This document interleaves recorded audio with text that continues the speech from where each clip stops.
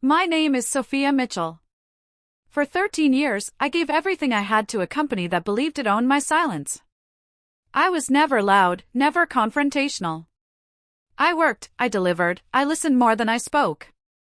And in the end, none of that mattered. Because on a Thursday morning, in a packed convention hall in Boston, they decided to erase me. The room was full. Executives, board members, assistants, interns, all eyes forward. I stood on stage next to Ronald Pierce, the interim CEO. The man they had trusted to lead during Alexander Blake's medical leave. A man I had mentored once, who now looked at me with a forced politeness that barely hid his smugness. He didn't even clear his throat. After 13 years, your position no longer makes sense. Just like that. I heard it as if the words had been rehearsed 100 times, as if my career had become a logistical inconvenience. The silence that followed was worse than the sentence itself. It was heavy, complete. No one moved. I could feel their discomfort, their confusion, even their pity. A few looked down. One or two didn't bother to hide their relief. They were glad it wasn't them.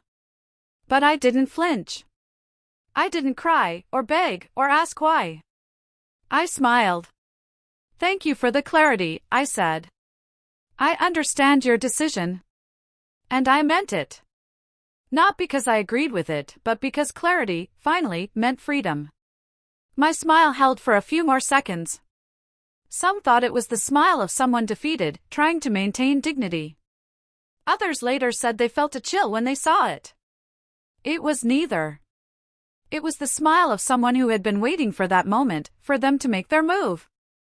I picked up my notebook, nodded once, and walked down the center aisle. The sound of my heels against the floor echoed like punctuation. No one stopped me. No one dared. I passed the rows of faces, some frozen, some whispering. I didn't say goodbye. I didn't owe anyone that. The elevator doors closed behind me, and the silence turned into something else. Not absence, but calm. It was done. But what they didn't know, what none of them could possibly imagine, was that the game wasn't over. It hadn't even begun. On Friday morning, I returned to the office to clear out my things. I arrived early, before most of the building even stirred. There was a thin mist over the Boston skyline, and for a brief second, it felt like the city was holding its breath just as I was. My steps were measured, my presence unnoticed, exactly how I wanted it. I had made my peace with what happened in the auditorium. I wasn't interested in revenge. I was interested in precision. My office was the same, untouched. My name still glowed softly on the glass wall, and inside, the quietness was almost comforting. I took my time.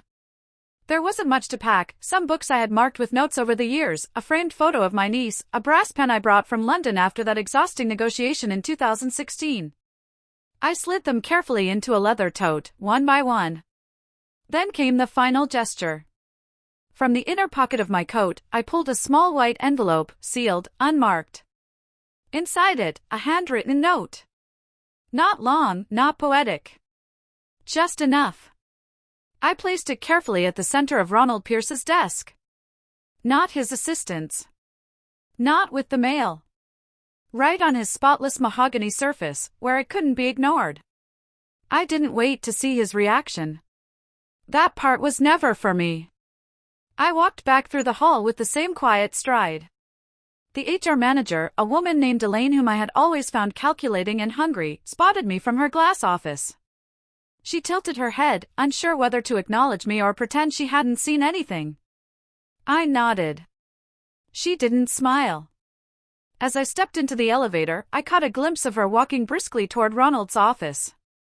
Curious. I almost smiled again. The moment she saw the envelope, I knew what would follow. She would pretend to organize files or check his calendar. But she wouldn't leave the room until she saw what was inside. She wouldn't get the chance. Because Ronald walked in just moments later, still adjusting his collar, likely coming from some breakfast where he boasted about cleaning house. He spotted the envelope instantly and, without even looking around, slipped it into his suit jacket. Just like that. Elaine froze. There it was, the shift. Something had unsettled her. She didn't know what the envelope meant. But she knew it meant something. I had written just enough to make him think, and sealed it in a way that demanded privacy. Ronald would never admit what it said.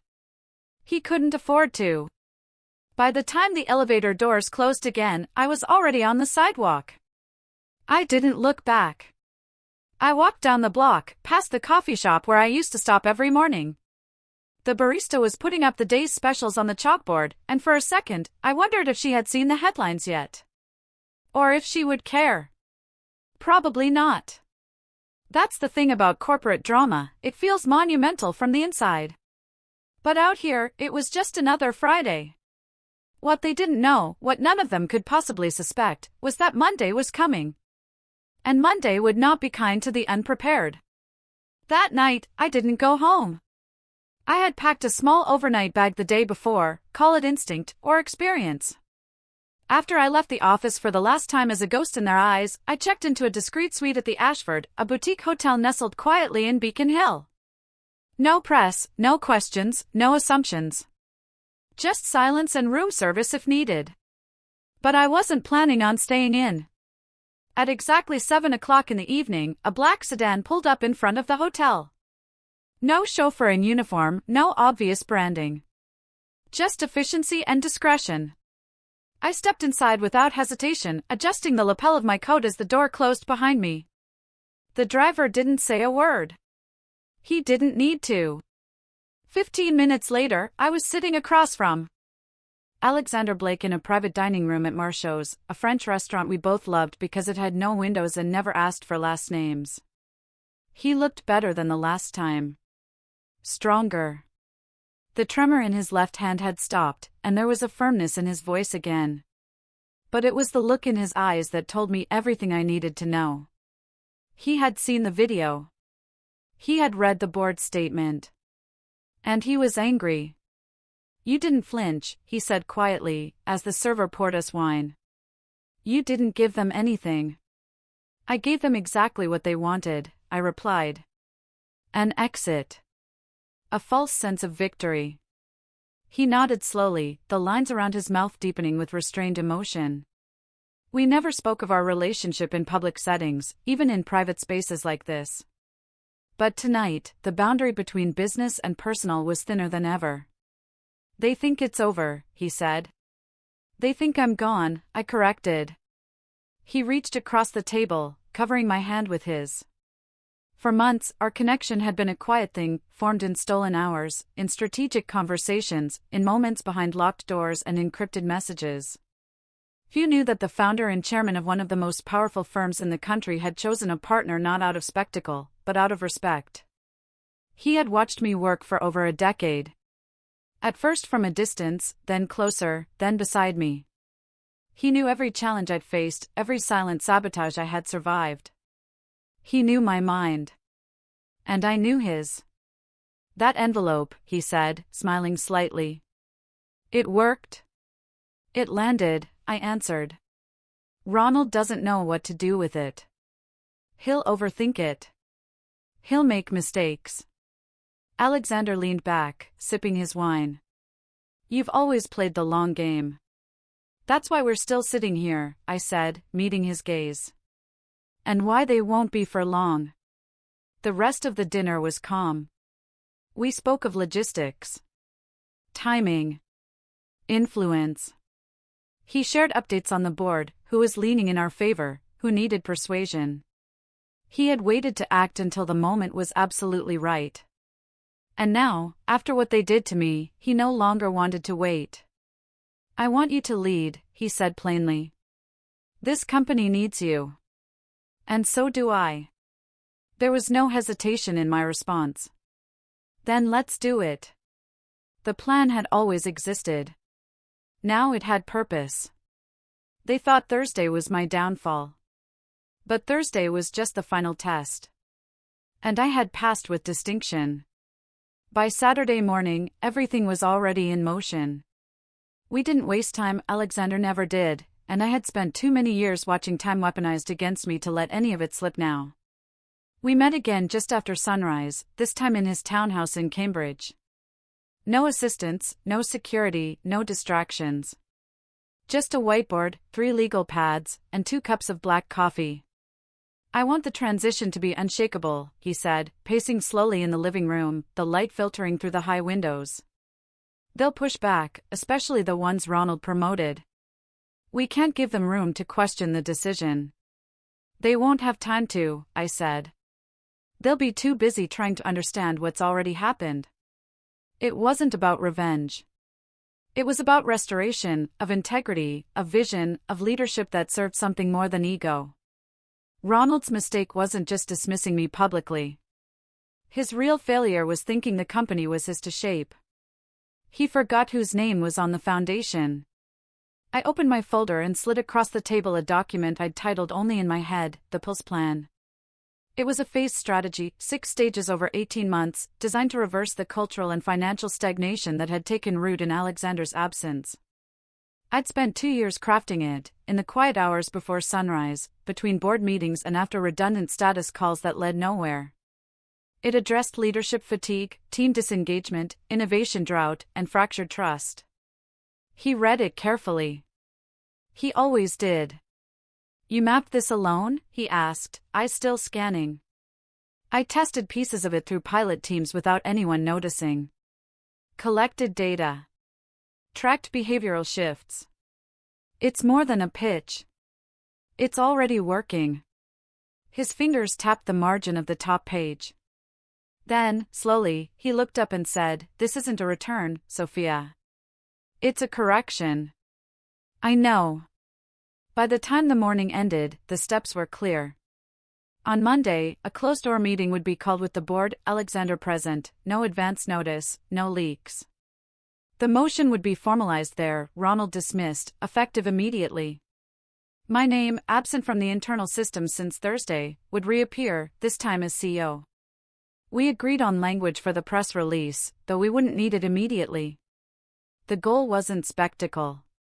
It was precision. Graceful force. And most importantly, timing. Ronald had underestimated me in public. Now his removal would happen the same way, swiftly, undeniably, without chaos. Alexander signed the envelope himself. It contained the formal endorsement, sealed with his authority as chairman. The kind of document that no one on the board could ignore, and no executive could refute. When the seal broke, the leadership of the company would shift permanently. He held it for a second, then placed it inside a drawer in the cabinet behind him. "It's done," he said. "Not tomorrow. Not next week. Monday." We sat in silence for a moment. Not the silence of doubt, but of weight.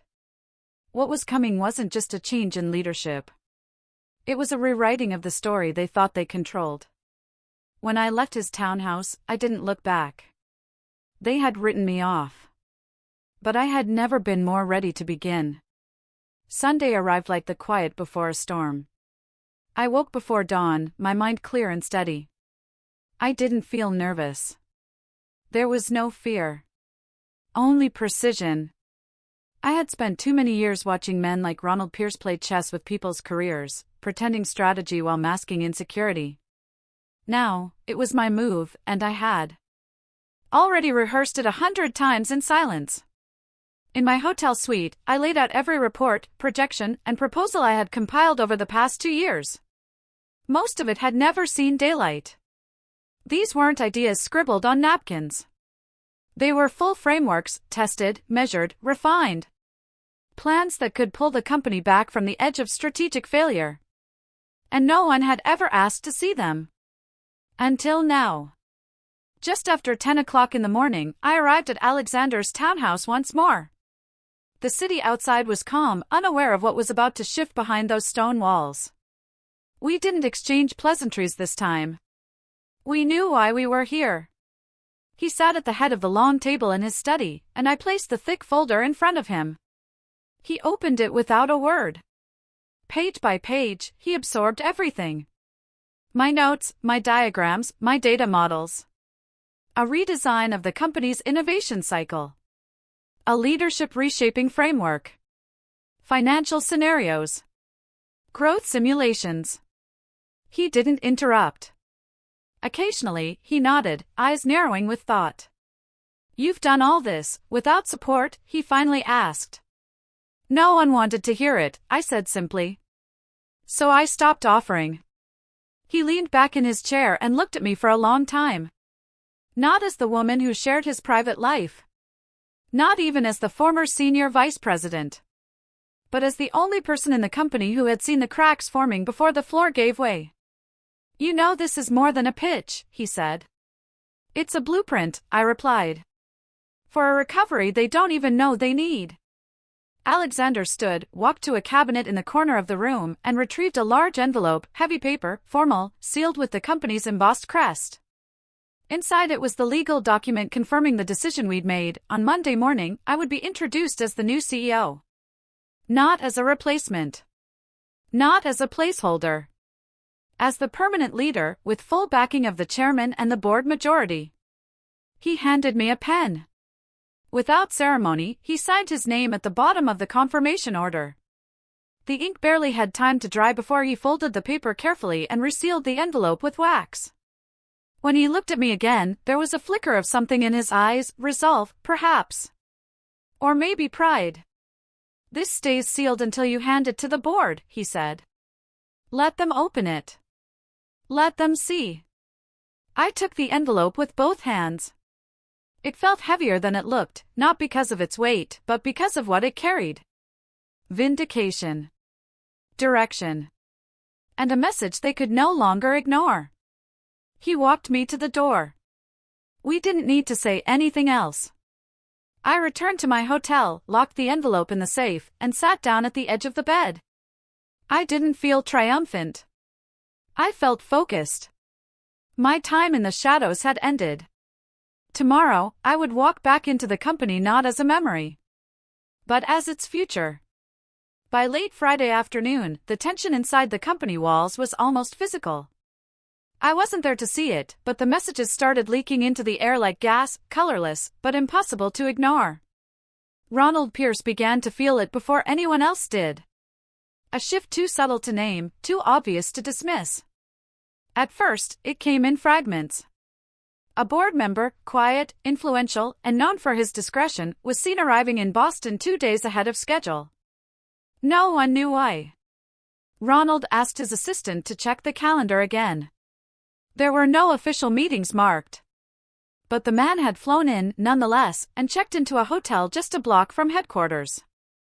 Then, the head of HR, Elaine, received a cryptic directive: all terminations and departmental reassignments were to be paused until further notice. No explanations given. Just a simple instruction from a secure line tied to the board's office.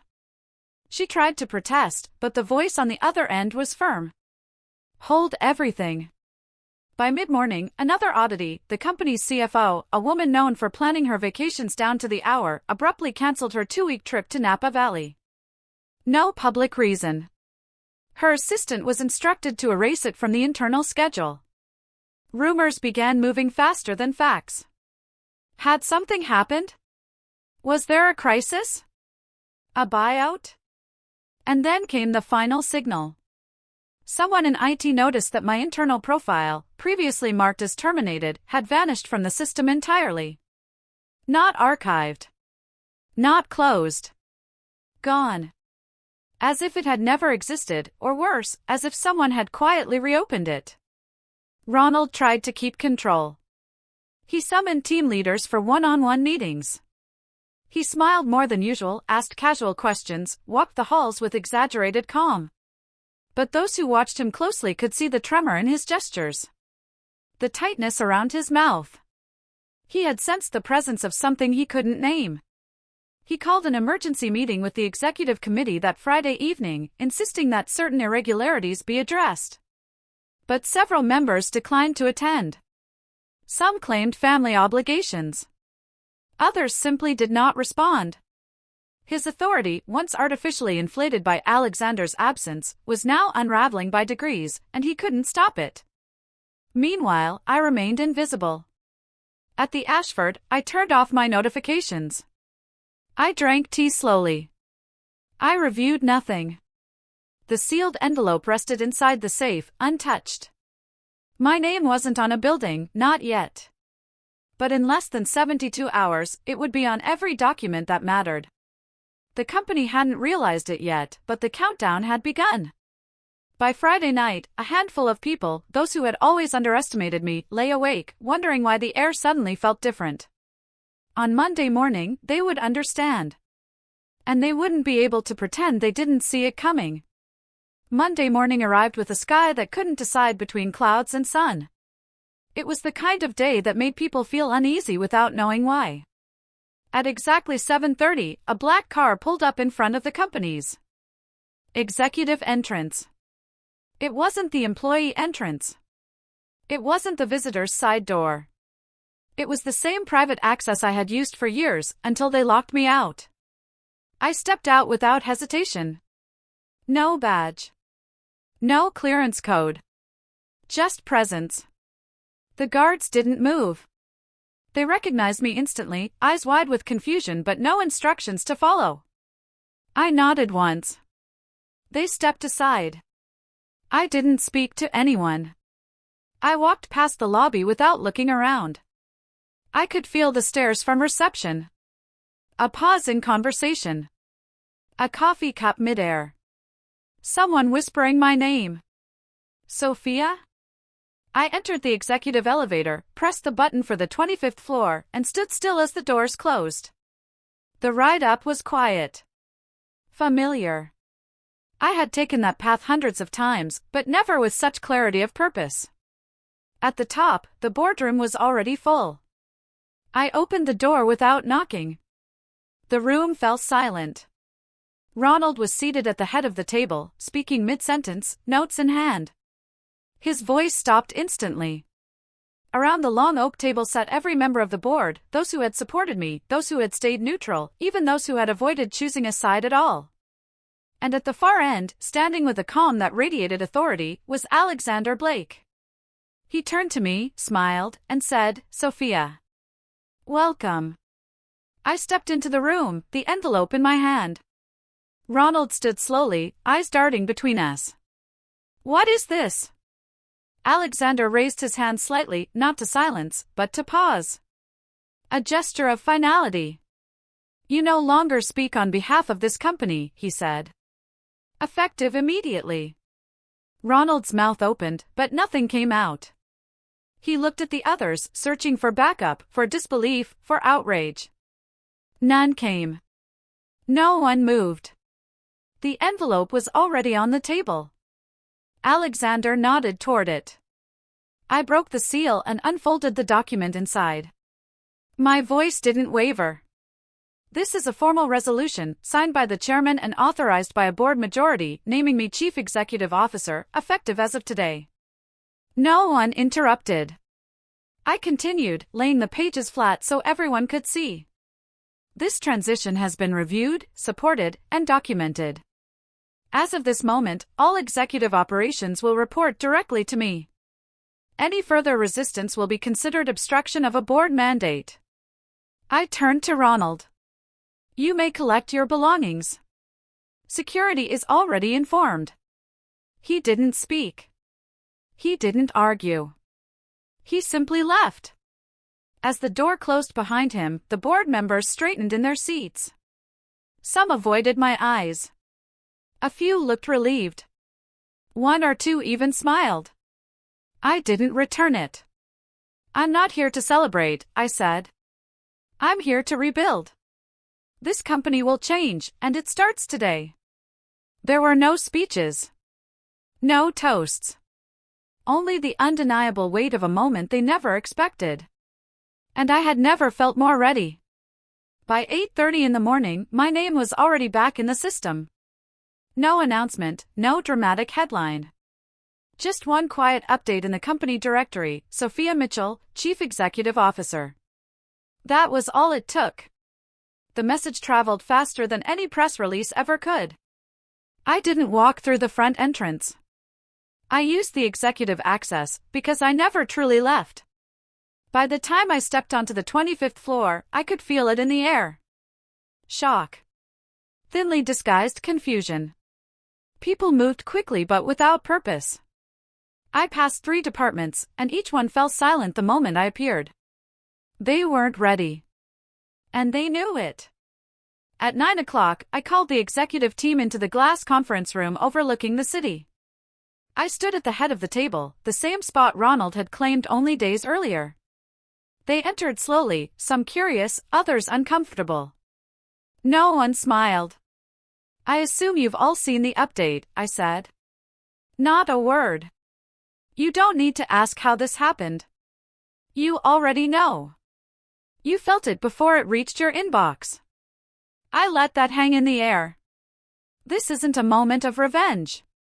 It's a moment of restoration. Still, silence. The culture you've tolerated, fear disguised as leadership, silence mistaken for compliance, it ends now. Eyes shifted. A few lowered. You don't need to applaud. You need to decide if you belong in what comes next. They understood. Even those who didn't want to. Especially them. By 10, the ripple had reached every floor. People who had avoided my eyes on Thursday were now trying to read my expression. The woman who had moved into my office? Gone. Her nameplate had been removed before noon. No announcement. Just the quiet, practical consequence of a choice made too quickly. Emails came in. Dozens. Then hundreds. Some were apologies in disguise, some opportunistic greetings. I responded to none. Instead, I issued a single directive to department leads: reevaluate your teams. Look for people who were overlooked. Bring me names by Wednesday. That was all. By noon, I walked the halls again. This time, people didn't avoid me, they watched. I heard my name whispered in meeting rooms, saw it on screens being refreshed again and again. Not long ago, I had left this building with a small box in my arms. Now I held nothing, no luggage, no defense, no explanation. Only authority. And it didn't need to be loud to be absolute. Tuesday began early. I arrived at the office before sunrise, not to make a statement, but to set the rhythm. I didn't want the building to wait for change. I wanted it to feel it from the first flicker of fluorescent light. No one greeted me when I entered the executive wing. That wasn't negligence, it was fear. Or maybe anticipation. By 7:30, I had already met Com3 department heads. I didn't waste time with formalities. I asked for data, not opinions. Reports, not excuses. I didn't care who had been in charge of which process or whose name had been on which document. I wanted to know what had worked, what had failed, and what had been left to rot in the corners of bureaucracy. The answers came slowly at first, filtered through hesitation and self-preservation. But I saw through it. I knew where the real waste was hiding. Ronald's administration had inflated middle management with layers of protection, each one more redundant than the last. I ordered immediate reviews of positions that duplicated responsibilities without adding value. Some departments lost 3 layers before noon. I didn't do it cruelly. I did it with purpose. Every person called in was treated with respect. No yelling. No shame. I simply laid out the truth of their performance and gave them space to speak. Some took it with dignity. Others tried to negotiate their past into a reason to stay. But history wasn't currency anymore. Vision was. Contracts were another battlefield. I had legal and finance bring me every standing vendor agreement, particularly those approved under Ronald's tenure. Dozens were overcharged, underdelivered, or linked to personal favors. I marked each one with a red slash and sent them back with a simple note: renegotiate or terminate. By the end of the day, 6 major agreements had been frozen. But that wasn't the only part of the company I planned to rescue. In the early afternoon, I called in the internal development team. For years, they had been buried beneath outsourced consultants and overlooked in favor of flashy external firms. They didn't expect the invitation. They certainly didn't expect to walk into my office and find me reviewing their last innovation project, the one I had greenlit in secret 2 years ago before it was shelved. This was ahead of its time, I told them. Now it's right on time. They didn't smile. They nodded, focused, determined, finally seen. That was the beginning of the culture shift. Not fear. Not obedience. But trust built on action. Later, I walked through the shared spaces, quietly observing. Conversations hushed as I passed. Not from fear, but from attention. People were starting to understand that things wouldn't just change, they were changing already. Not someday. Not with more meetings. Now. By Friday, the noise outside the building had grown louder than the whispers inside. Reporters camped across the street. Industry blogs speculated. LinkedIn threads exploded. Someone had leaked the internal shakeup, but they still didn't have the full story. All they knew was that Ronald Pierce was gone, and I was back, this time, with a title they never expected next to my name. At 10 o'clock in the morning, I stepped onto a small stage set up in the company's main auditorium. No lights. No backdrop. Just a podium, one microphone, and 3 rows of invited press. The rest of the room was filled with employees. I had made it clear, this wasn't a media stunt. This was a declaration of reality, for everyone. I looked out at the faces before me. Some wide-eyed. Some skeptical. A few quietly proud. Then I spoke. My name is Sophia Mitchell. I joined this company 13 years ago as an assistant in business strategy. Since then, I've occupied nearly every rung of the ladder, not by privilege, but by persistence. I paused, then continued. Last week, I was dismissed from this organization in a room full of people who believed silence was submission. They were wrong. I didn't look at the press row. I looked directly at the employees seated behind them. This company will no longer be led by ego.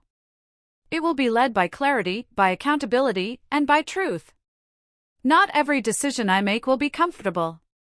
But every decision will be intentional. I outlined the upcoming reforms: a leaner management structure, investment in internal innovation, a freeze on vanity contracts, and a full audit of executive performance, including my own. Then I spoke of culture. This is not just about performance. It's about presence.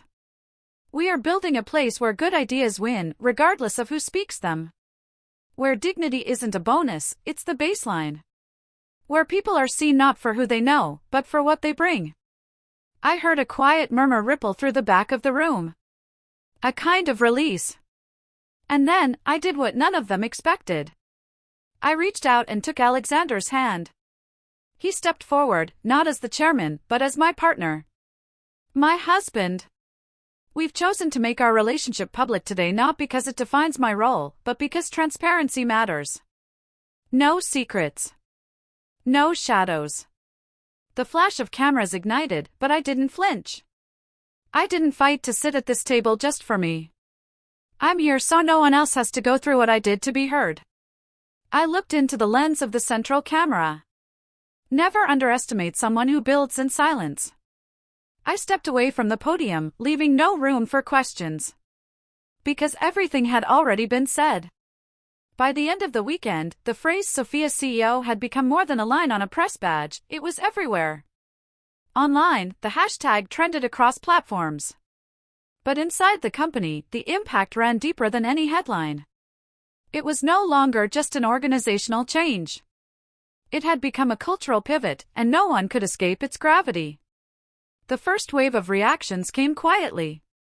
Some employees resigned. Not many, but enough to make a point. Most of them had been part of Ronald's inner circle, beneficiaries of his layered favoritism. They left without confrontation, some sending vague farewell messages laced with dignity and resentment. I didn't respond. Their departure was not a loss. It was a cleansing. Then, the second wave came, unexpectedly. A handful of former employees reached out. Women who had once worked in the lower ranks, assistants and analysts who had left when promotions passed them by. Their messages were raw, often emotional. I didn't believe someone like us could make it all the way. Thank you for showing we're not invisible. Some messages arrived at the company. Others directly in my inbox. Some came from strangers. One envelope contained a letter, written by hand, in careful script. You didn't just take back your seat. You built a longer table. I read each one. Every word. On Monday morning, the office felt different. Not lighter, more focused. There was still tension, but it no longer stemmed from fear. Now, it came from anticipation. From readiness. Departments that had once operated in silos now began requesting joint sessions. Analysts volunteered to stay late, not to impress, but to contribute. But not everyone adapted easily. I noticed the hesitation in certain meetings. Some leaders still measured every word, unsure of where I stood. They feared saying the wrong thing. They didn't yet realize I wasn't looking for perfection. I was watching for honesty. In one meeting, a manager stumbled through a performance excuse, blaming legacy systems. I interrupted him gently. You had 3 years with those systems, I said. It's not the tools. It's the attention you gave them. He went quiet. The room did too. Not out of fear, but realization. Still, others tried to come back. One afternoon, my assistant entered with a message from a former executive, someone who had publicly distanced himself after my dismissal. He asked for a meeting. No apology. No explanation. Just an ask. I declined. There were no second seats at this table for those who had stepped away at the first sign of fire. Change had come. And it had chosen who would stay. In the weeks that followed, the transformation stopped being internal. The numbers began to show it. Quietly at first, then with the kind of momentum that couldn't be ignored. 3 consecutive quarters of growth. Not explosive, but steady. Healthy. Sustainable. Analysts began to take notice. Shareholders, once cautious, leaned forward. The board, once divided, now aligned behind the clarity of results. But it wasn't just about numbers. I implemented the first wave of structural reforms in under 6 weeks. Entire layers of passive management were removed. Instead of punishing risk, we rewarded well-calculated initiative. Employees no longer needed to wait for permission to innovate, they needed to prove the idea, and they'd be heard. We launched an internal leadership program designed specifically to accelerate underrepresented talent. Not as a gesture. As a strategy. I personally sat through each final pitch in the program's inaugural cycle. I watched new leaders rise who had never once been invited to speak in executive rooms before. Then came the diversity directive. It wasn't about optics. It was about survival. We partnered with firms and organizations in regions we'd ignored for too long. We opened internships that led to real careers. We promoted people who had once been tokens to positions where they became decision makers. And we changed the hiring process at every level, removing invisible barriers, rewriting outdated expectations, and introducing performance evaluations grounded in contribution, not politics.